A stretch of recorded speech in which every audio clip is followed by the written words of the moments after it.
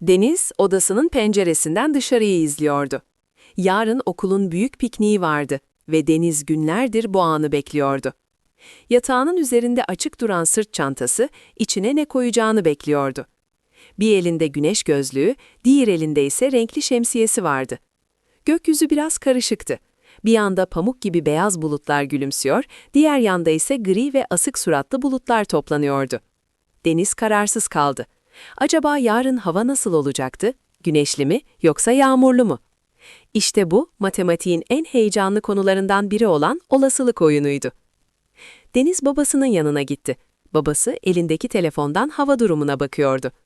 "Yarın yağmur yağma ihtimali %50, dedi babası. Bu yazı tura atmak gibiydi. Havaya bir para attığınızda yazı da gelebilirdi, tura da. İkisi de eşit şanstı.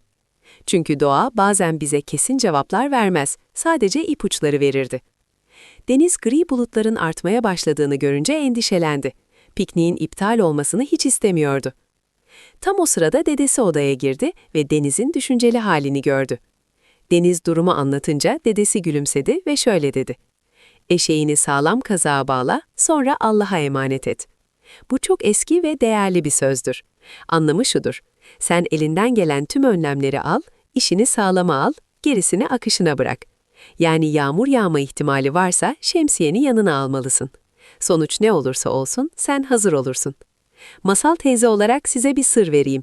İngilizce'de de buna çok benzeyen harika bir söz vardır. Hope for the best, prepare for the worst. Yani en iyisini umut et ama en kötüsüne de hazırlıklı ol. Bizim atasözümüz bir işi sağlama almaktan bahsederken İngilizce olanı duygularımıza, umut etmeye ve hazırlığa odaklanır. Ama ikisi de aynı kapıya çıkar. Olasılıkları düşün ve hazırlıklı ol. Deniz bu sözleri duyunca rahatladı. Sadece güneşin açmasını beklemek yerine her iki duruma da hazır olmaya karar verdi. Çantasına hem güneş gözlüğünü hem de şemsiyesini koydu. Bu yüzden artık endişeli değildi. Eğer güneş açarsa gözlüğünü takıp koşacaktı. Eğer yağmur yağarsa şemsiyesini açıp yağmur damlalarının altında dans edecekti. Her iki olasılık da artık onun için korkutucu değildi. Sadece farklı bir maceraydı. Olasılık, geleceği bilmek değil, gelecekteki her duruma merhaba diyebilmekti. Ertesi sabah uyandığında gökyüzü hala griydi ama arada sırada güneş CEE diyordu. Piknik alanına gittiklerinde rüzgar yön değiştirdi ve gri bulutları uzaklara sürükledi. Dolayısıyla hava açtı ve pırıl pırıl bir güneş piknik alanını ısıttı. Deniz güneş gözlüğünü taktı ve arkadaşlarıyla top oynamaya başladı.